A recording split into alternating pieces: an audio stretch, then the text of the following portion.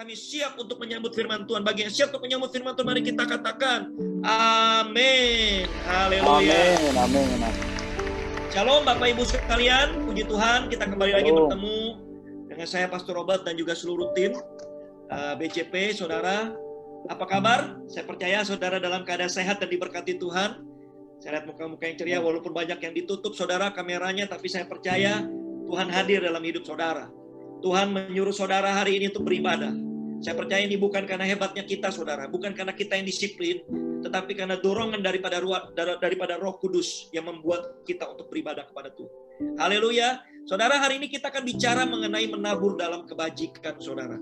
Ya, jadi kita akan banyak bicara mengenai kebajikan pada pagi hari ini. Nah, kita akan buka sama-sama saudara Matius 25 saudara. Matius 25, sebentar saudara, saya coba buka. Matius 25 ayat 41 sampai dengan 46 saudara ya. Matius 25 ayat 41 sampai dengan 46. Saya coba tampilkan saudara sebentar. Iya. Saudara sudah bisa lihat di layar ya. Matius 25 ayat 41 sampai dengan 46 saudara sekalian. Mari kita baca sama-sama saudara. Saya percaya setiap pendengaran akan firman Tuhan itu akan jadi iman kita saudara. Mari kita baca sama-sama Matius 25 ayat 41 sampai dengan 46. Dan ia akan berkata juga kepada mereka yang di sebelah kirinya, "Nyala dari hadapanku, hai kamu orang-orang yang terkutuk. Nyala ke dalam api yang kekal yang telah sedia untuk iblis dan malaikat-malaikatnya. Sebab ketika aku lapar, kamu tidak memberi aku makan. Ketika aku haus, kamu tidak memberi aku minum. Ketika aku seorang asing, kamu tidak memberi aku tumpangan. Ketika aku telanjang, kamu tidak memberi aku pakaian. Ketika aku sakit dan dalam penjara, kamu tidak melawat aku." Lalu mereka pun akan menjawab dia katanya, "Tuhan, bila manakah kami melihat engkau lapar, haus, dan sebagai orang asing, telanjang, atau sakit, atau dalam penjara, dan kami tidak melayani engkau?" Maka ia akan menjawab mereka, "Aku berkata kepadamu, sesungguhnya segala sesuatu yang tidak kamu lakukan untuk salah seorang dari yang paling hina ini, kamu tidak melakukannya juga untuk aku. Dan mereka ini akan masuk ke tempat siksaan yang kekal, tetapi orang yang benar ke dalam hidup yang kekal." Haleluya, saudara. Saya lihat saudara, saya juga percaya saudara, ayat ini sungguh keras. Ya, saya lihat ini adalah ayat yang keras saudara sekalian, karena Tuhan benar-benar menyatakan bahwa kalau hidup kita tidak membantu orang saudara-saudara kita yang hina itu, maka hidup kita akan masuk di dalam neraka saudara. Wow, itu suatu teguran yang sangat keras. Berarti menabur dalam kebajikan, topik kita pada hari ini adalah satu yang penting saudara. Kita tahu ada dua perintah Allah yang penting saudara, yang utama dalam hidup kekristenan kita. Yang pertama adalah mengasihi Tuhan Allah kita dengan segenap hati, segenap jiwa, segenap kekuatan, segenap akal budi saudara sekalian. Nah, yang kedua apa saudara? Mengasihi sesama manusia seperti mengasihi diri kita sendiri, saudara, betul? Ya, saudara, ketika kita tidak mengasihi manusia, saudara, seperti diri kita sendiri, artinya apa, saudara? Kita tidak melakukan perintah Allah yang pertama. Kalau kita mengasihi Allah, kita juga mengasihi sesama kita, saudara. Kalau kita nggak mengasihi sesama kita, artinya apa, saudara? Kita nggak mungkin bisa mengasihi Allah, karena Allah tidak kelihatan, sedangkan manusia itu kelihatan. Orang yang kelihatan aja kita nggak bisa kasih, saudara, apalagi yang tidak kelihatan. Maka di Alkitab tertulis, itu mustahil bagi kalian yang bisa mengasihi Allah tanpa mengasihi sesama yang kelihatan. Sebab lebih sulit mengasihi sesama yang mengasihi Tuhan yang tidak kelihatan dibandingkan mengasihi sesama yang kelihatan.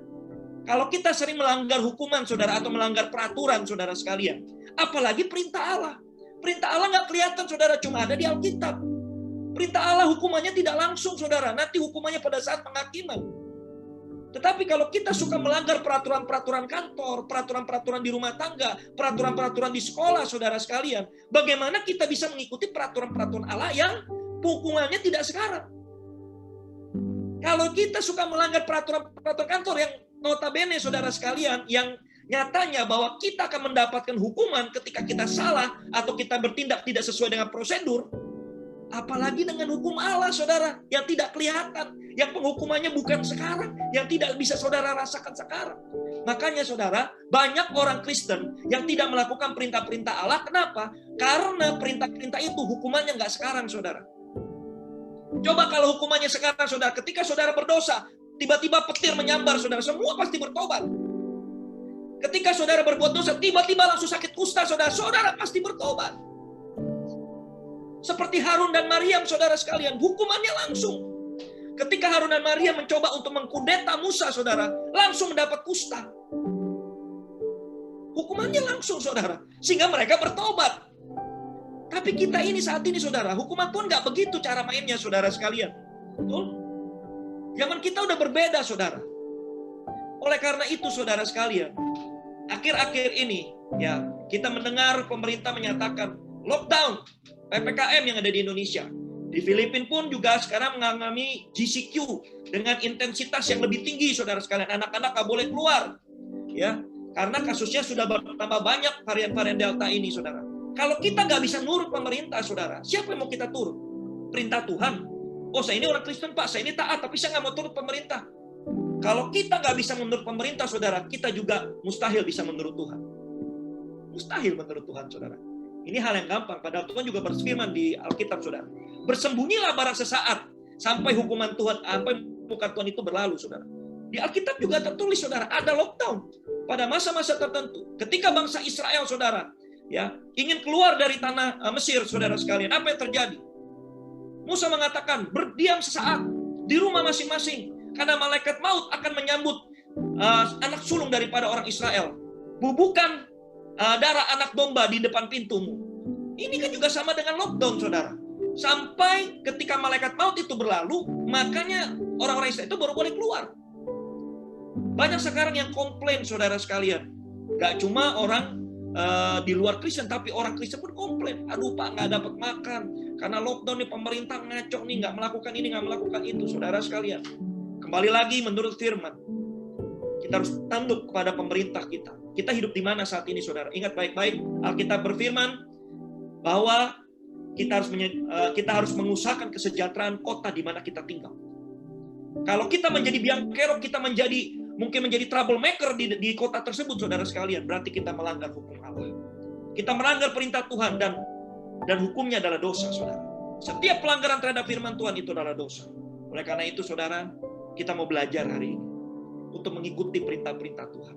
Terutama yang paling penting dalam hidup kita adalah menabur dalam kebajikan. Kita sering dengar mengenai kebajikan, saudara. Ya. Apa yang Yakobus katakan mengenai kebajikan, saudara.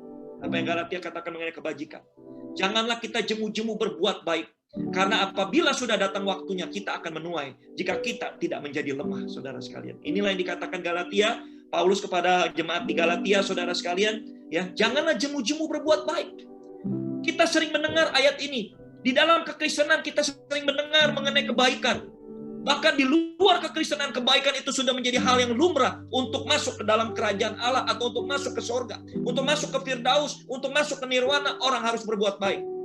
Orang di luar kekristenan, mereka semua berbuat baik.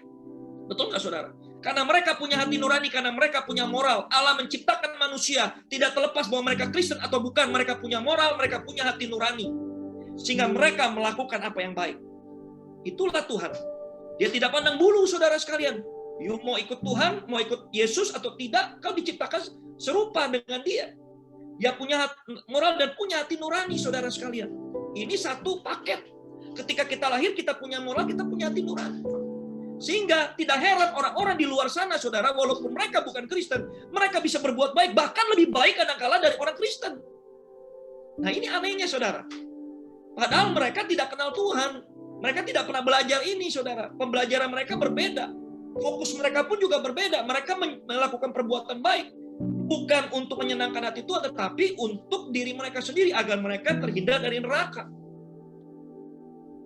Jadi, saudara, kalau masalah berbuat baik, itu hukumnya sudah wajib sebagai seorang manusia.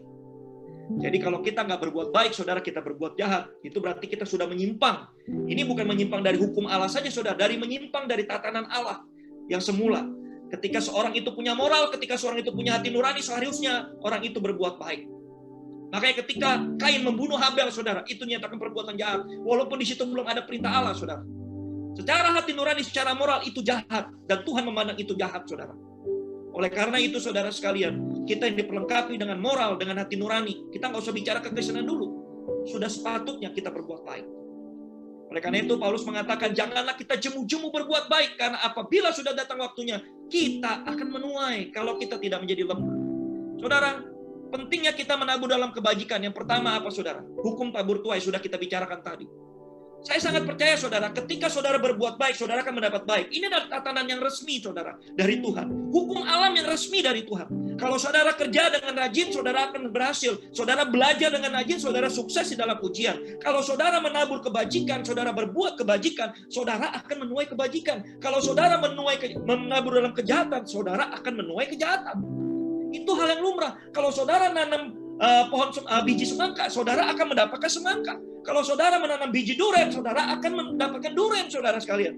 Ini hukum tabur tuai. Ini sesuatu yang lumrah di dalam kehidupan kita, saudara sekalian. Oleh karena itu, kenapa kita menabur kebajikan? Kalau saudara hidupnya mau dipenuhi dengan kebajikan, maka saudara tidak bukan harus menabur di dalam kebajikan. Karena ketika kita menabur dalam kebajikan, maka kita juga akan mendapatkan hal baik. Yang kedua, saudara, respon terhadap kebaikan Tuhan. Orang Kristen berbeda dengan orang-orang di luar sana. Kenapa kita berbuat baik, saudara? Bukan karena kita ingin mengumpulkan bekal untuk ke surga saja. Tetapi itu adalah respon terhadap kebaikan Tuhan. Karena Tuhan sudah banyak berbuat baik kepada orang kita sebagai orang Kristen, maka sudah sepatutnya, sudah selayaknya kita juga berbuat baik kepada sesama. Itulah salah satu hati nurani seorang manusia, apalagi kita seorang Kristen. Orang yang di luar Kristen saja, saudara sekalian, ketika ada seseorang berbuat baik kepada dia akan membalas. Dia akan merespon juga dengan kebaikan, kecuali kita orang yang ngaco, saudara. Kita orang yang tidak punya moral, kita orang yang tidak punya hati nurani. Tapi sebagai orang manusia punya hati nurani, saudara, kita, apalagi kita orang Kristen, saudara, karena Yesus sudah banyak berbuat baik sama kita, sudah sepatutnya, sudah selayaknya kita respon kebaikan itu dengan berbuat baik lagi kepada sesama. Itu yang kedua, saudara. Yang ketiga, berkaitan dengan kekekalan. Di Matius 25 ayat 45 sampai 46 dikatakan, barang siapa yang tidak berbuat sesuatu kepada orang yang paling hina ini, maka akan mendapatkan penghukuman, saudara. Penghukumannya keras, saudara, di situ. Bisa masuk ke dalam neraka, saudara sekalian. Bukan mendapat hidup yang kekal. Keras sekali. Jadi, saudara sekalian, berbuat baik itu, karena kita sudah beriman kepada Tuhan, itu adalah satu respon yang wajib. Kenapa? Karena ada dua perintah hukum Allah. Yang pertama mengasihi Allah, kedua mengasihi sesama. Kalau kita mengasihi Allah, kita berkata kita mengasihi Allah, tapi kita tidak mengasihi sesama, berarti hukum yang pertama dibatalkan, saudara sekalian. Berarti saudara belum melakukan hukum yang pertama. Kita bilang, oh saya mengasihi Allah, tapi saya nggak mengasihi musuh saya nggak mengasihi sesama saya. Oh berarti hukum pertama dibatalkan. Nggak berlaku, saudara. Kenapa? Tuhan berkata, kalau yang kelihatan aja you nggak bisa berbuat baik, apalagi yang dengan yang tidak kelihatan. Oleh karena itu, saudara sekalian, kalau kita tidak mengasihi Allah, kita mustahil bisa masuk ke dalam kerajaan Allah. Maka dikatakan di Alkitab, saudara, kalau kita membenci saudara kita, itu ibaratnya kita adalah seorang pembunuh. Bagaimana seorang pembunuh bisa masuk ke dalam kerajaan Allah? Ini keras sekali, saudara, di Alkitab. Orang yang membenci saudaranya, orang yang tidak mengasihi saudaranya, tidak berbuat baik kepada saudaranya, itu seperti seorang pembunuh. Bagaimana seorang pembunuh bisa masuk ke dalam kerajaan Allah? Jadi hukum satu dan hukum kedua itu saling berkaitan. Oleh karena itu tidak main-main, saudara, ini. Ya, di Matius 25, 45, 40 ini dinyatakan dengan jelas oleh Yesus. Perbuatan baik itu terhadap sesama adalah ada sesuatu yang mesti, saudara. Tidak boleh tidak. Yang keempat, saudara, menandakan kita murid Yesus. Kalau kita mengikuti perintah-perintah Yesus apa? Kasihilah sesamamu seperti aku telah mengasihi kamu. Berbuatlah banyak kebajikan, berbuahlah. Supaya ketika kau berbuat, kau memuliakan Allah. Oleh karena itu, saudara, di Matius 25 ayat 45, saudara, dikatakan demikian juga. Jika kau adalah murid-muridku, maka kau harus mengasihi orang-orang yang hina ini. Yang terakhir, saudara, memuliakan Allah. Wow. Saudara, Matius 5 ayat 16 dikatakan demikian. Jadilah terang, maka terangmu itu bercahaya sehingga orang lain bisa melihat perbuatanmu yang baik dan memuliakan nama Tuhan di surga. Siapa yang memuliakan, saudara? Bukan kita saja, saudara, tetapi orang lain melihat kita. Ada Yesus hidup di dalam kita. Kita sama seperti Yesus. Maka orang itu memuliakan Allah. Wow, luar biasa ada orang yang seperti ini. Oh, luar biasa ada orang yang seperti itu. Oh, luar biasa tindakannya. Oh, luar biasa perilakunya. Oh, luar biasa cara berpikirnya. Oh, luar biasa pengampunannya. Oh, luar biasa kasihnya. Itu karena Yesus. Oleh karena itu, saudara sekalian, perbuatan baik yang kau lakukan bukan kau untuk kau sendiri. Nanti kita akan bicara lebih dalam. Tetapi semuanya itu untuk kemuliaan nama Tuhan. Oleh karena itu, saudara sekalian, inilah betapa pentingnya kita berbuat baik. Kita semua pasti mau menerima kebajikan. Boleh angkat tangan di sini siapa yang mau menerima kejahatan dalam hidupnya? Nggak ada, saudara. Tapi siapa yang mau menerima kebajikan boleh angkat tangan. Ya. Semua orang saya percaya saudara, dalam hati walaupun tidak terlihat di monitor, semua pasti mau menerima kebaikan. Saya pun juga demikian. Saya tidak mau menerima yang jahat, saya mau menerima yang baik dari orang lain. Oleh karena itu, kita harus menabur yang kebaikan, maka kita juga akan menuai kebaikan. Saudara, Alexander McLaren, ini adalah seorang penginjil, saudara, dikatakan demikian. Kindness make a person attractive. If you would win the world, melt it. Do not hammer it. Saudara, ini pada zaman-zaman dulu banyak sekali penjajahan, koloni saudara sekalian. Bagaimana cara memenangkan dunia? Bukan dengan menghancurkannya, bukan dengan kekerasan, bukan dengan memalunya saudara, tetapi melting it, meleburnya dengan kebajikan. Oleh karena itu saudara, betapa pentingnya kebajikan itu dalam hidup kita. Mungkin saudara di dalam lingkungan keluargamu, di dalam lingkungan komunitasmu, banyak orang saling membenci satu sama lain. Satu orang saja yang berbuat kebajikan saudara, dia tidak peduli orang lain membenci dia, dia tidak peduli orang lain memfitnah dia tidak peduli apa kata orang, apa yang orang lain perbuat sama dia, tapi dia terus berbuat kebajikan saudara. Saya percaya one day saudara, komunitas itu akan melting hatinya saudara. Dia akan mencair, dia akan menjadi orang-orang yang berbuat kebajikan juga. Karena satu orang yang terang ini membawa terang di dalam kegelapan saudara sekalian. Coba dibuktikan. Tuhan tidak mungkin salah saudara memberikan perintah kepada kita. Bahwa Tuhan menganjurkan kita untuk berbuat baik. Karena Yesus telah berbuat baik kepada kita. Oleh karena itu saudara, ini adalah pembelajaran penting bagi kita semua. Nah saudara, kita mau belajar hari ini. Bagaimana kita bisa membangun kualitas karakter penabur kebajikan. Jadi kita nggak mau cuma menabur, tapi nggak ada kebajikannya saudara. Nggak ada kualitasnya. Bisa nggak menabur dengan tidak berkualitas? Bisa. Nanti kita belajar saudara.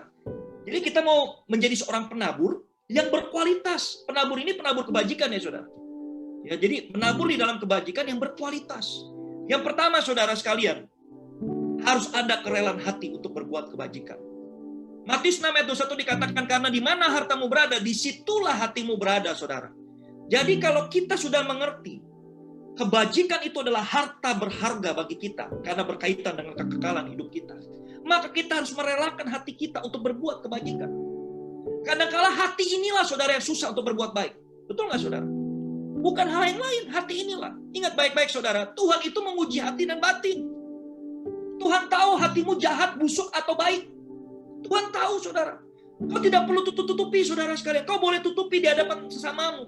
Di hadapan sesamamu kau adalah orang yang baik, orang yang mensupport, orang yang mendukung, orang yang suka mendoakan. Tapi di baliknya kau membenci dia. Kau punya kepahitan, kau punya dendam. Nah ini saudara, hati-hati.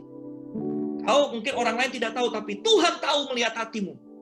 Ketika kau berdoa, Tuhan tahu hatimu bau atau hatimu bersih saudara sekalian. Hatimu busuk atau hatimu bersih, Tuhan tahu. Oleh karena itu saudara, jangan main-main di hadapan Tuhan. Simpanlah hartamu yang berharga di dalam hatimu. Kebajikan, kemurahan, kesetiaan, kerelaan saudara sekalian. Sikap hati yang salah akan sulit menabur kebajikan. Tidak ada hati yang salah bisa menabur kebajikan saudara. Saya nggak pernah melihat hati yang busuk, hati yang dendam, hati yang membenci bisa menabur kebajikan. Kau bisa melihat perbuatan-perbuatannya tidak menjadi berkat.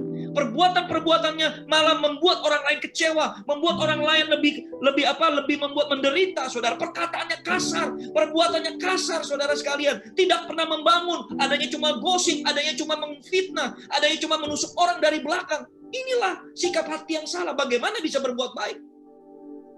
Semua yang keluar dari pembendaharaannya yang jahat, bukan pembendaharaannya yang baik. Oleh karena itu, saudara sekalian, kita harus memiliki sikap hati yang benar. Kalau kita belum bisa memiliki sikap hati yang benar, saudara, kita mustahil bisa berbuat baik, dan kita mustahil juga bisa hidup di dalam kekekalan. Karena Tuhan sangat keras. Berbuat baik itu harus mulai dari sikap hati yang rela. Belajar membagi dan merelakan apa yang kita butuhkan dan penting dalam hidup kita menandakan kualitas kebaikan kita. Saudara, ada sesuatu yang penting, ada sesuatu yang kita butuhkan, ada sesuatu yang mau kita pegang erat, yang tidak kita bisa bagikan. Itulah yang harus kita sharing, harus kita berikan, harus kita relakan kepada orang-orang yang ada di sekitar kita. Kalau kita nggak bisa membagi yang terbaik, saudara sekalian, Mother Teresa dulu pernah bilang, kalau kau memberi sesuatu yang tidak kau butuhkan, itu bukan memberi, itu membuang. Karena saudara sekalian, benar. Kalau kita punya barang-barang di rumah, saudara, ya, yang sudah nggak kepake, ya, kita simpenin, terus kita bagi, sayang ini nanti mau dipakai lagi nih, ini nanti mau dipakai lagi nih, ini masih berguna nih, kita simpen, padahal kita nggak pakai, saudara. Sudah 2 tahun itu nganggur aja begitu, saudara. Kita simpenin, akhirnya menumpuk, akhirnya juga nggak jadi guna, akhirnya jadi sampah, sudah nggak bisa dipakai, sudah rusak, akhirnya harus dibuang di tong sampah, saudara. Padahal ketika kita memberikan itu kepada orang lain, mungkin masih berguna pada saat itu. Kadang-kadang kan kita begitu, saudara, betul nggak? Kita sulit membagikan apa yang kita perjuangkan dalam hidup kita. Contoh, saudara begitu banyak meluangkan waktu untuk bekerja, ya 24 jam 1/7 hari seminggu. Saudara kejar itu cita-cita saudara. Ketika saudara sukses, saudara sulit untuk memberi. Karena saudara tahu, wah gampang banget kok minta-minta uang. Saudara datang, mungkin dia nggak punya uang, atau dia anaknya nggak bisa sekolah. Gampang banget, dia malah diomel-omelin. Makanya kerja yang rajin. Semua juga saudara, saya percaya tidak ada orang yang mau miskin, betul nggak? Ada saudara yang miskin datang, meminta pinjam atau meminta uang, saudara kan. Dia bilang, kerja yang rajin, loh, diomel-omelin. Bukan dikasih duit, diomel-omelin, saudara sekali. Karena dia bilang apa? Saya ini bisa begini karena kerja. Enak aja di situ cuma minta-minta doang. Makanya kerja yang rajin. Kita mulai menghakimi, saudara-saudara. Akhirnya dikasih duit, enggak, saudara, cuma menghakimi aja. Dihakimi aja, saudara, tiap hari yang datang dihakimi. Padahal kita tertulis apa? Berilah kepada saudaramu yang ingin meminjam kepadamu. Matius 6 dikatakan demikian, saudara. Jangan menolak orang yang meminjam kepadamu. Karena kenapa? Ketika kau ada orang yang meminjam kepadamu, berarti artinya apa? Kau punya. Itu yang harus kau syukuri, saudara. Banyak orang tidak mensyukuri seperti itu. Enggak, Tuhan ini punya saya kerja dengan keras. Kita tidak mau membagi kebajikan-kebajikan yang Tuhan berikan kepada kita. Berkat-berkat yang kita terima. Padahal Tuhan bilang apa? Kita ini saluran berkat. Sepertinya kita ini adalah banknya Tuhan, saudara. Tuhan menaruh duit di bank ini, Tuhan mau salurkan. Kasih ke situ, kasih ke situ. Loh, Tuhan yang punya duit, tapi kita nggak mau salurkan. Kan ini bukan uang kita, saudara. Semuanya itu titipan Tuhan. Ini kita cuma bank di dunia, saudara. Tuhan punya berkat, Tuhan nabung di kita. Tuhan bilang, tolong dong disalurkan ke sana, tolong dong transfer ke A, tolong dong transfer ke B. Kita nggak mau lakukan. Coba saudara, kira-kira saudara punya uang di bank. Saudara nabung 20 miliar. Yang kemarin ada masalah kasus 20 miliar. Uangnya nggak bisa kembali, saudara. Ya kan? Nabung 20 miliar contohnya, saudara sekalian.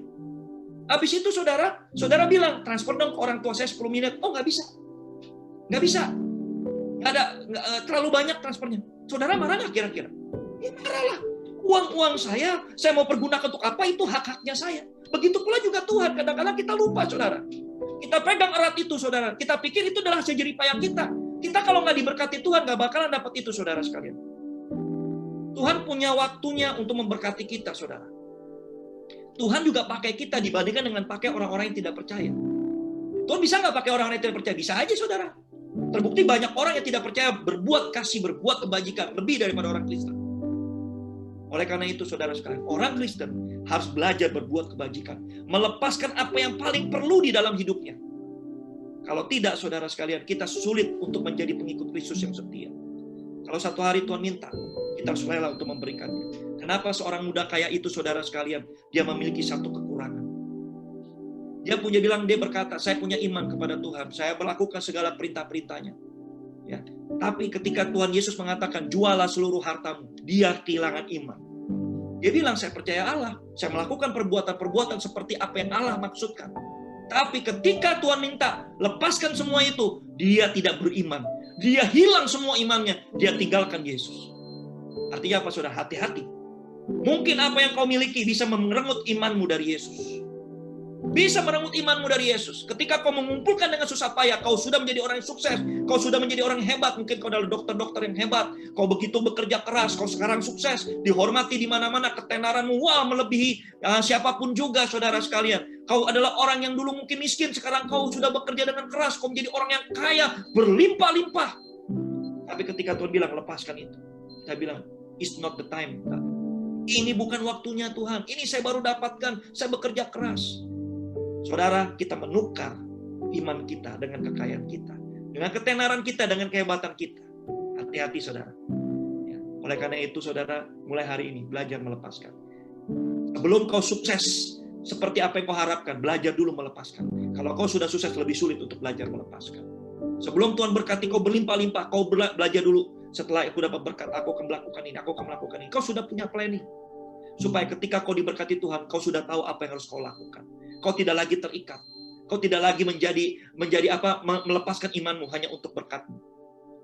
Kebajikan seberapa kecil diberikan dengan kerelaan, maka itu akan berdampak, saudara. Ada seorang wanita tua, saudara sekalian. Dia mengantri di satu post office, saudara. Atau di post office, kantor pos, saudara sekalian. Dia cuma mau membeli perangko, saudara. Terus kemudian ada seorang petugas daripada kantor pos itu, saudara. Dikatakan, Bu, kalau mau beli perangko, ngapain ngantri? Ini panjang loh, Bu. Ini panjang nih, kan ibu udah tua. Udah beli aja di counter. Di counter bawah juga ada. Ya pakai mesin. Jadi nggak perlu ngantri sebenarnya. Oh enggak, dia bilang. Kenapa? Karena counter di bawah nggak pernah nanya, ya bagaimana artritis saya, apakah sudah sembuh atau belum, bagaimana kabar saya. Saudara, ya ini adalah satu perbuatan kebaikan kecil yang dilakukan oleh penjaga petugas pos. Ketika dia ketemu dengan ibu tua ini, ditanya, oh ibu, bagaimana kabarnya? Ya apakah sudah sembuh? Penyakit artritisnya udah baikan belum? Ini cuma hal kecil, saudara. Tapi dampaknya besar bagi ibu ini. Kadangkala, saudara, kita meremehkan kebajikan-kebajikan kecil yang kita berikan untuk orang lain. Kita bilang nggak perlulah, nggak ada gunanya juga, nggak ada dampaknya kalau kecil begini. Saudara jangan meremehkan itu. Kadang-kadang mungkin saudara bertemu dengan orang yang minta-minta, saudara, ya mungkin ada di pinggir jalan, atau saudara ketika mengendarai mobil di pinggir jalan ada minta ketok-ketok, Pak belum makan hari ini. Ya saudara cuma mungkin beli 10 peso, 20 peso, saudara sekalian. Dia berdoa untuk saudara, saya doakan Pak, terima kasih, puji Tuhan. Saudara, ya, jangan meremehkan kebajikan kecil. Seberapa kecil kebajikan yang kau berikan, Tuhan menghitungnya, saudara. Jangan kau remehkan, jangan kau pikir, aduh terlalu kecil, nggak usah berikan lah. Ya, kita terlalu banyak mikir, saudara, nanti terlalu kecil lah, nggak berharga lah. Berikan aja apa yang kau bisa berikan, nggak usah pikir-pikir, saudara. Kebaikan itu nggak usah dipikir-pikir. Seperti katakan, kalau kau bisa melakukan kebaikan, tapi kau tidak melakukannya, maka kau berdosa. Yakobus mengatakan begitu. Kerelaan diajarkan dari keteladanan baik di dalam keluarga, pelayanan, dan pekerjaan, saudara sekalian. Jadi kerelaan hati untuk berbuat kebajikan tidak mungkin, saudara, serta-merta akan terjadi seperti itu. Makanya saya katakan, mulai dari sekarang, saudara, bentuk hati yang benar. Ketika kau diberkati, bentuk hati yang benar. Ini bukan untuk saya saja, tapi juga untuk saya bagikan. Sehingga kau tidak merasa memiliki apa berkat itu, saudara, semuanya. Karena ingat baik-baik, berkat yang kau terima itu adalah uang Tuhan yang dititipkan kepadamu untuk kau kelola. Seperti kita menitipkan uang kita kepada bank. Untuk dikelola, untuk dibungakan. Ingat baik-baik, saudara sekalian. Itu bukan punya kita. Kalau Tuhan bilang transfer, kita transfer, saudara. Kalau Tuhan kuras, saudara. Karena duitnya Tuhan. Oleh karena itu belajar dari hari ini, saudara. Memang nggak gampang. Karena kita merasa ini kita hasilkan loh. Ini bukan dari Tuhan, ini saya hasilkan kerja keras 24 jam 7 hari seminggu. Apalagi, saudara, ketika kita jadi Kristen, ketika kita sudah kaya. Bukan dari awal. Bukan kita dari perjalanan kita susah, kita ikut Kristen. Ketika kita sudah kaya, akan lebih sulit. Masa sih? Wah, mau ikut Kristen susah banget ya. Saya harus melepaskan semua harta saya. Seperti orang muda yang kaya itu. Dia mengikut Yesus ketika dia sudah kaya. Makanya Yesus katakan apa? Orang kaya sulit masuk dalam kerajaan Allah. Kenapa? Paradigmnya sudah berbeda.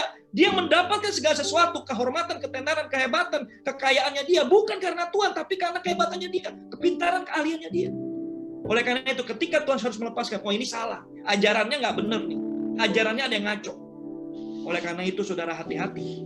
Ya, ketika kita harus merelakan segala sesuatu yang kita miliki, kita harus memiliki satu kesadaran bahwa semua yang kita miliki adalah titipan dari Tuhan. Yang kedua, saudara sekalian, penting. Kalau kita memiliki kualitas seorang penagur kebajikan, pertama kerelaan. Yang kedua adalah kita harus jelas siapa targetnya harus kita berbuat kebajikan. Matius 25 ayat 40 dikatakan demikian. Dan raja itu akan menjawab mereka, aku berkata kepadamu, sesungguhnya segala sesuatu yang kamu lakukan untuk salah seorang dari saudaraku yang paling hina ini, kamu telah melakukannya untuk aku. Bukan diukur dari apa berapa besar, tetapi siapa kau berikan. Saudara ingat baik-baik. Bukan berapa besar yang kau berikan, tapi kepada siapa kau berikan itu kebajikan. Kalau kita memberikan kebajikan kepada orang yang kita kasihi, saudara, Alkitab sudah menulis, apalah upahmu. Kalau kau cuma bisa memberikan kepada orang yang kau kasihi, orang jahat pun demikian. Macan pun tidak akan makan anaknya, saudara. Oleh karena itu, saudara sekalian, target kebajikan kita menandakan suatu kualitas daripada perbuatan taburan kebajikan kita, saudara. Bukan seberapa besar ya, tapi kepada siapa. Alkitab menulis target pemberian berkualitas itu siapa, saudara? Orang lapar, orang asing, orang telanjang, orang di penjara, orang sakit. Orang sakit ini bisa dikatakan orang miskin, lumpuh, cacat, buta di Lukas 14:17. Dan satu lagi, saudara, yang penting, kepada musuh dan seteru. Wow. Saudara, ini yang susah, saudara. Mungkin orang lapar, orang asing, orang telanjang, orang penjara juga susah kita melakukan kebajikan kepada mereka. Apalagi orang berdosa, orang yang di penjara. Aduh, kira-kira layak nggak sih ya kita berbuat kebajikan sama orang yang di penjara?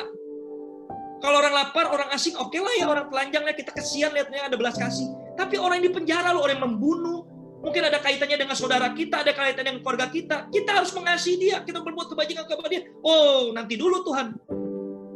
Orang miskin mungkin kita bisa, orang lumpuh cacat buta mungkin kita masih bisa lakukan. Tapi musuh dan seteru kita, oh nanti dulu Tuhan. Ini aduh, katanya ada sesuatu yang something wrong, saudara. Kira-kira begitu nggak pemikiran kita? Kita harus berbuat kebajikan kepada musuh kita. Tuhan Yesus berkata apa? Kasihilah musuhmu dan berdoalah bagi orang yang menganiaya kamu. Ini saudara. Maka dikatakan di Roma 12 ayat 20. Ketika seterumu lapar, berilah makan. Ketika seterumu haus, berikan minum. Maka kau menumpukan bara api di atas kepalanya. Dan Tuhan yang akan membalasnya. Saudara.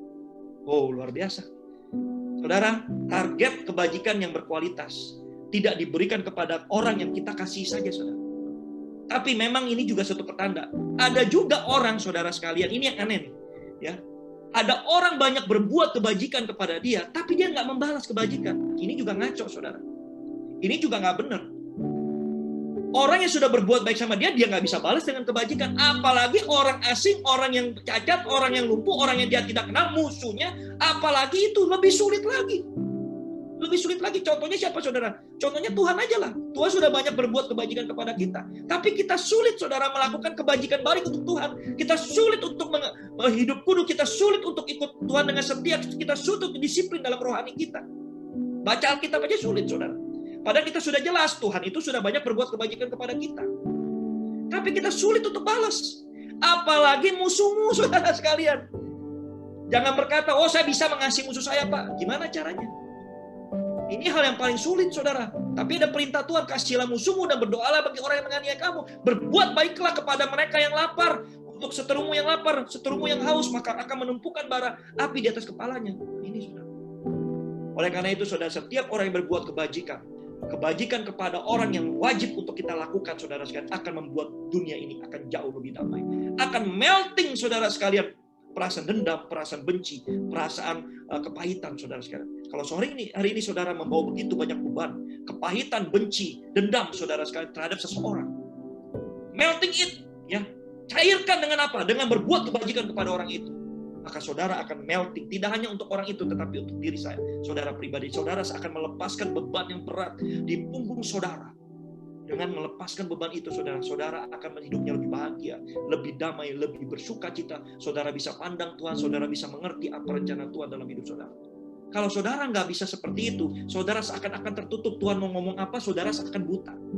Sampai satu titik, Tuhan nggak peduli lagi sama hidup saudara. Udah dibilangin berkali-kali masih bandel. Udah dibilangin berkali-kali masih tegar tengkuk. Tuhan udah nggak peduli lagi mungkin dalam hidup saudara. Oleh karena itu, saudara sekalian, belajar. Ya, ini bukan satu hari jadi, saudara.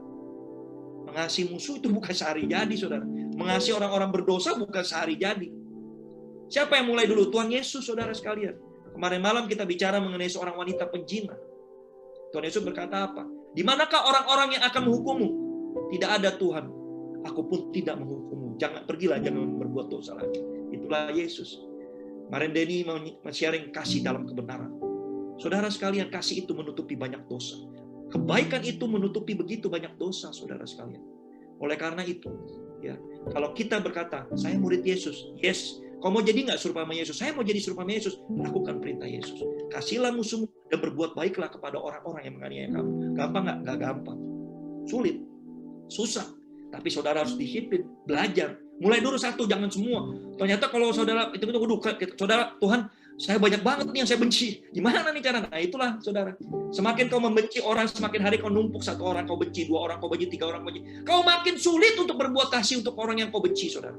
Makanya jangan membenci orang dalam hidup ini, saudara. Orang lain berbuat jahat, kita nggak bisa atur perbuatan mereka. Orang lain berbuat kata-kata kasar, ngomongin kita, jelek-jelekin kita nggak bisa atur mulut orang.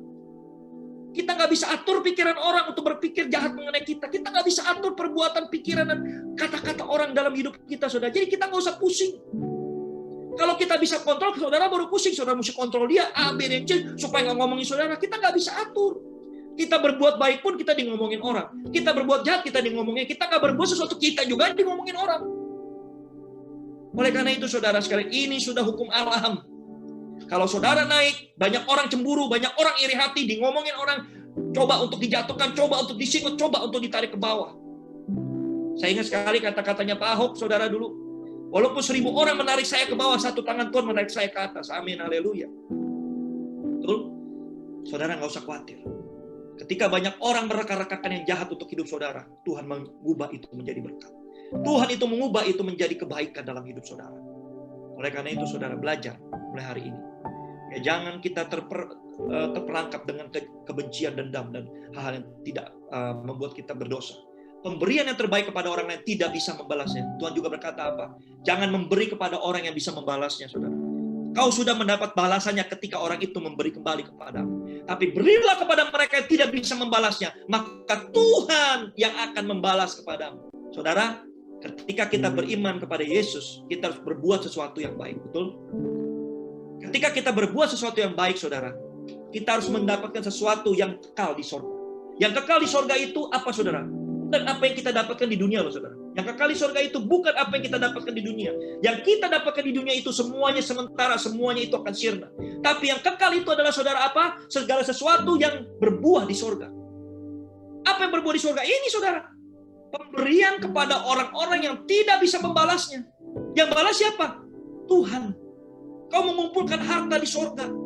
Ketika kau memberi kepada orang-orang yang tidak bisa membalas. Kadang-kadang kita memberi, saudara, kita hitung-hitungan dulu. Ini orang, kalau saya memberi kepada orang kaya, nanti saya bisa dikasih bisnis. Kalau saya memberi kepada dia, nih saya bisa diberikan mungkin tempat yang baik nih, posisi yang baik nih. Kalau saya memberi kepada bos saya, memberi gini-gini semua segala macam. Saudara. Kita ada hitung-hitungan kita. Ingat baik-baik, saudara. Pemberian yang terbaik, yang kualitas terbaik adalah pemberian kepada mereka yang tidak bisa membalas kepada kita. Karena apa? Karena Tuhan yang balas. Yang terakhir, saudara sekalian. Barang siapa mengabaikannya akan memakan buahnya. Hati-hati, saudara. Di Matius 25, 45, 46 nanti saudara boleh baca kembali. Orang yang tidak melakukan kepada orang-orang yang hina itu, dia akan mendapatkan hukuman. Tapi orang yang melakukannya mendapat hidup yang kekal bersama Yesus. Haleluya, saudara. Hari ini kita banyak belajar. Target kebajikan harus berkualitas. Yang terakhir, saudara sekalian, tujuan kebajikan itu juga harus sangat penting. Jadi yang pertama adalah kerelaan hati, saudara. Kalau hati kita nggak rela, kita nggak bisa berbuat kebajikan. Kedua, jangan lupa, saudara, tidak semua orang ya yang Tuhan ukur adalah satu kebajikan. Memang kalau kita berbuat baik kepada orang yang mengasihi kita, itu nggak salah, saudara. Itu juga berbuat kebaikan.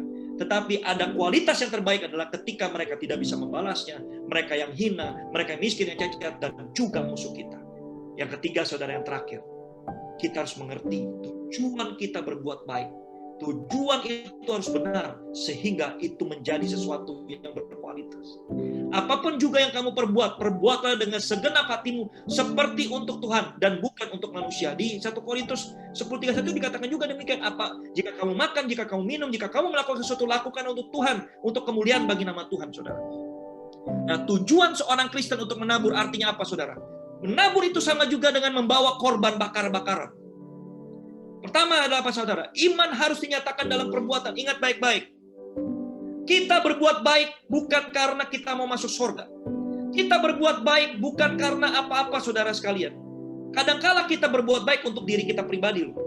Kita berbuat baik supaya apa? Kita mengumpulkan bekal di surga. Salah nggak? Nggak salah sebenarnya, saudara. Tapi, saudara, banyak orang berbuat baik, termasuk orang Kristen. Tujuannya kepada dia. Oh, saya berbuat baik ini supaya karma saya baik. Nanti supaya saya boleh masuk surga. Loh, jadi kebalik lagi, saudara, imanmu tidak berfungsi. Yang kau pikirkan cuma perbuatan baik. Akhirnya di dunia ini, saudara, kau menghapus segala kejahatanmu, kau menghapus segala dosamu dengan perbuatan baik. Makanya gak heran ketika ada orang berbuat dosa, besoknya dia berbuat baik, dia kasih sembako lah, dia kasih untuk apa? Orang Chinese bilang itu untuk menghapus perbuatan dosa. Loh, kita kok balik lagi kepada perbuatan? Padahal kita diselamatkan karena iman, bukan karena perbuatan. Ingat baik-baik, saudara. Kita diselamatkan oleh iman kita kepada Yesus. Karena kita percaya Yesus sebagai Tuhan dan Juru Selamat, kita mengaku bahwa Yesus dan Saudara, kita menerima Dia di dalam hidup kita sebagai Tuhan dan Juru Selamat, kita diselamatkan bukan karena perbuatan baik. Perbuatan baik, saudara, tidak ada kaitannya dengan keselamatan. Sekali lagi, saudara, saudara berbuat baik tanpa iman, tidak ada keselamatan. Ini benar, saudara. Karena kita hanya diselamatkan karena iman, bukan karena perbuatan baik. Tetapi saudara sekalian, iman itu harus dinyatakan dalam perbuatan. Jadi jangan kebalik saudara. Perbuatan dulu baru iman. Tapi iman itu penting untuk keselamatan dan itu harus dinyatakan dalam perbuatan. Kalau iman kita nggak ada buah saudara sekalian, ya berarti bukan iman namanya saudara.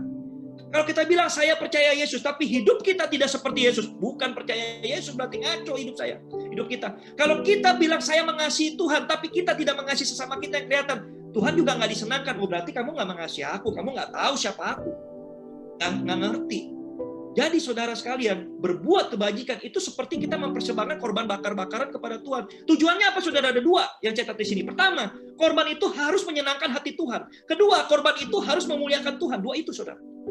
Ingat baik-baik, perbuatan kebajikan saudara bukan untuk diri saudara. Jangan salah. Kalau saudara berbuat baik untuk diri saudara, saudara mau dimuliakan, saudara mau terkenal, saudara mau dianggap jadi orang yang baik hati, saudara mau nanti bisnis saudara lancar, saudara mau mungkin mendapatkan suara untuk pemilihan. Ini kan untuk diri kita berbuat baik yang salah, saudara. Tapi ingat baik-baik, perbuatan baik kita karena dari refleksi iman kita, respon dari iman kita kepada Yesus. Karena kita percaya bahwa Yesus telah berbuat baik kepada kita. Karena kita murid Yesus, kita harus menjadi orang yang taat kepada Yesus. Oleh karena itu kita melakukan kebaikan. Tujuannya cuma dua, saudara. Menyenangkan hati Yesus. Kedua adalah memuliakan Yesus. Itu tujuannya. Perbuatan baik, saudara, berbeda dengan orang-orang di luar kekristenan. Orang-orang di luar kekristenan kira-kira berbuat baik untuk siapa, saudara? Nggak tahu. Karena kita punya moral, kita punya hati nurani, kita berbuat baik, itu saja. Nggak jelas, saudara, untuk apa. Tapi sebagai seorang Kristen, tujuan kita berbuat baik jelas. Menyenangkan hati Tuhan dan memuliakan Tuhan. Yang kedua, saudara, menabur bukan untuk mencuri kemuliaan Tuhan. Ingat baik-baik, saudara. Kita untuk memuliakan Tuhan, bukan untuk mencuri kemuliaan Tuhan. Banyak orang menabur, saudara. Di Filipina ini saya lihat, saudara, kalau orang bagi-bagi sembako, waduh tulisannya gede. Ini dari mayor si ini dari mayor si ini. Kasih ambulan, ini dari mayor si ini. Supaya dipilih lagi. Mesti nunggu wartawan dulu datang, baru bisa dibagiin. Begitukah cara membaburkan kebajikan? Kalau yang seperti itu, saudara, Tuhan nggak catat. Nggak perlu, kata Tuhan. Itu mah bukan niatnya untuk memuliakan Tuhan, tapi memuliakan diri kita sendiri. Dan baik-baik, saudara, berbuat kebajikan tujuannya harus jelas. Menyenangkan hati Tuhan, memuliakan hati Tuhan. Menyenangkan hati Tuhan, segala sesuatu yang kita lakukan, persembahannya, korban kita baik, saudara. Korban kita benar. Apa yang kita persembahkan, berbuat kebajikan kita benar. Tadi yang benar apa, saudara? Harus dengan rela hati. Kedua, orang-orang targetnya benar. Tuhan disenangkan. Memuliakan Tuhan kadang-kadang bukan dari kita, saudara, tapi dari orang lain. Kata-katanya, wow, luar biasa Yesus ada di dalam hidupmu. Wow, luar biasa orang Kristen. Saya kemarin banyak kali baca, saudara, dari catatan seorang Muslim yang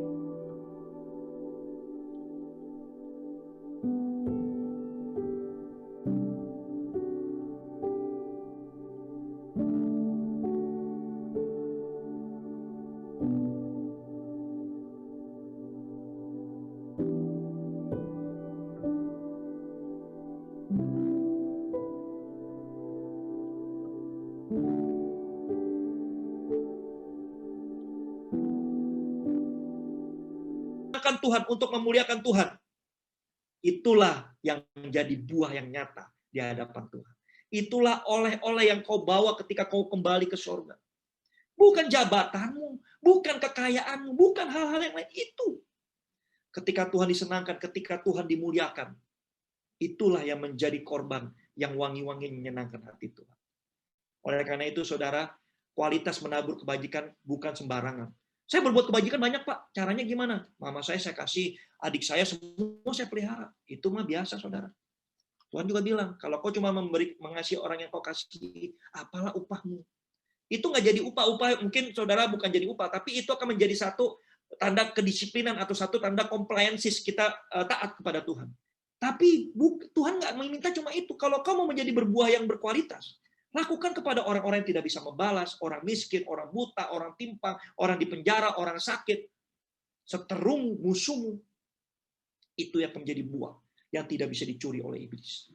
Karena tidak banyak orang dunia bisa melakukan itu. Hanya orang yang mengerti kebaikan Kristus yang bisa melakukan itu. Kalau kita mengatakan kita murid Yesus, kita menerima begitu banyak kebaikan daripada Yesus, kita seharusnya melakukan seperti itu. Sebagai summary, saudara, yang kita pelajari hari ini, Pertama, hidup ini adalah misi, saudara, menurut saya. Untuk menyenangkan hati Tuhan dan memuliakan Tuhan melalui taburan kebajikan kita. Oleh karena itu, saudara suka atau tidak suka, kita semua ini melakukan misi, menyelesaikan amanat agungnya Tuhan. Beritakanlah Injil, baptislah mereka dalam nama Bapa, Anak, dan Roh Kudus. Ini satu misi, saudara, menyebarkan kabar baik. Menyebarkan kabar baik salah satunya, saudara, menyenangkan hati Tuhan, memuliakan Tuhan. Dari diri kita menabur kebajikan. Kebajikan bukan untuk tontonan orang, tetapi memang untuk kemuliaan nama Tuhan, untuk menyenangkan hati Tuhan. Bukan mencuri kemuliaan Tuhan. Kualitas karakter menabur kebajikan. Pertama, hati yang rela, saudara. Kalau hatimu tidak rela, maka kau tidak bisa berbuat kebajikan. Kalau hatimu penuh dengan kepahitan, hatimu penuh dendam, hatimu penuh dengan dengki, maka kau tidak bisa melakukan kebajikan seperti yang Tuhan inginkan. Kedua, saudara, kepada siapa kita menabur menentukan kadar taburan kita. Kalau kita menabur hanya kepada orang-orang yang mengasihi kita menabur kepada teman-teman baik kita, saudara, kadarnya berkurang. Tapi kalau kita menabur kepada orang yang tidak bisa membalas, kita tahu dia tidak bisa membalas saya. Siapa yang balas? Tuhan yang balas. Buah yang kau hasilkan di sorga, bukan di dunia. Ketika kau memberikan kepada mereka yang bisa membalas, buahnya dihasilkan di dunia. Dan itu fana. Dan itu bisa hilang, dan itu bisa lenyap. Dan itu tidak kekal. Tapi ketika kau memberi kepada orang-orang yang tidak bisa membalasnya, buah itu kekal ada di sorga, karena Tuhan yang membalas. Tujuan kita menabur tidak boleh salah, saudara sekalian. Tujuan kita menabur semuanya adalah untuk kemuliaan nama Tuhan. Bukan untuk kemuliaan nama kita.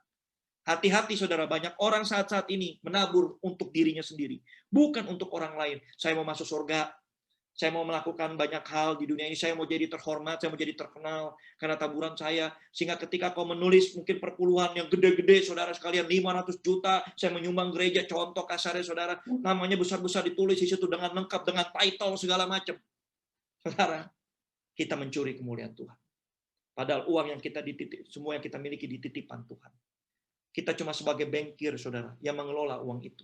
Ketika Tuhan bilang transfer ke si A, transfer ke si B, transfer ke si C, kita harus lakukan, bukan uang kita, saudara. Kalau Tuhan bilang, ambil ini untukmu, nah itu baru kita boleh lakukan. Oleh karena itu, saudara sekalian, kita sebagai orang Kristen yang benar, kita mau belajar hari ini. Bahwa kita harus menjadi orang-orang Kristen yang menyenangkan hati Tuhan dan memuliakan nama Tuhan dengan melakukan taburan yang benar. Haleluya. Saudara, saya mau berdoa untuk saudara sekalian. Boleh kita angkat tangan kita, saudara, bagi saudara yang saya mau doakan, untuk bagi yang mau memiliki hati untuk menabur kebajikan, supaya kita mendapat kekekalan di sorga. Mari kita sama-sama berdoa, saudara sekalian. Oh, terima kasih Tuhan, kalau pada pagi hari ini Tuhan telah menabur benih yang subur di dalam hati kami. Tuhan telah menabur kebajikan di dalam hati kami, sehingga kami secara ingin merespon kebaikan yang telah Tuhan berikan dengan melakukan kebaikan kepada sesama kami, Tuhan. Kami hari ini belajar, Tuhan, kami ingin rela hati untuk menabur kebajikan, Tuhan. Sikap hati yang benar pada saat menabur, Tuhan Yesus.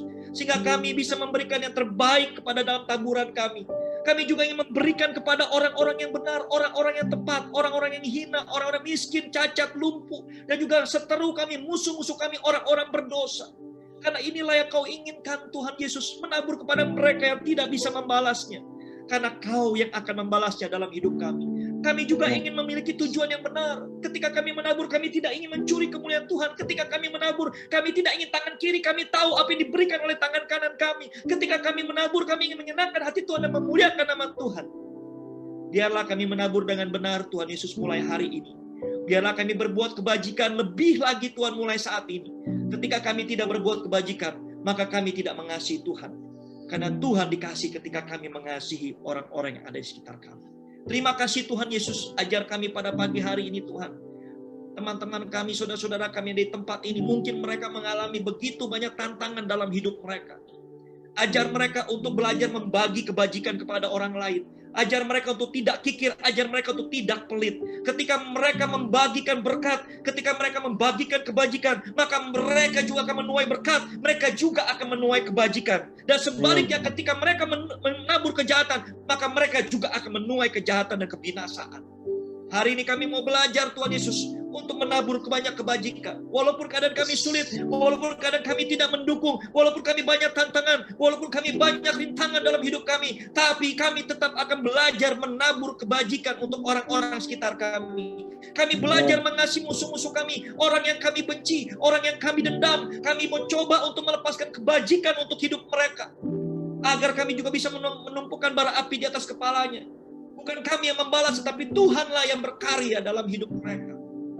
Kami percaya Tuhan Yesus, hari ini juga bagi saudara-saudara kami mungkin yang sakit, kami mau berdoa di dalam nama Yesus. Ada kesembuhan dari Tuhan. Bagi teman-teman kami yang terluka, hari ini kami mau berdoa di dalam nama Yesus. Ada pemulihan. Bagi mereka yang saat ini menemukan jalan buntu untuk bisnis mereka, pekerjaan, sekolah, apapun yang mereka hadapi, kami berdoa di dalam nama Yesus. Ada jalan keluar. Tuhan buka jalan. Tuhan berikan jalan keluar untuk mereka, Tuhan, sehingga mereka bisa memiliki terobosan di dalam hidup mereka. Dan kami percaya orang Kristen akan diangkat naik dan bukannya turun. Ketika mereka jatuh, tangan Tuhan yang kuat akan menopang mereka dan akan mengangkat mereka untuk bangkit. Dan kami percaya Tuhan, tidak mungkin ketika kami berjalan bersama dengan Yesus. Terima kasih Bapa, kami serahkan seluruh jemaat-Mu ke dalam tangan-Mu Tuhan.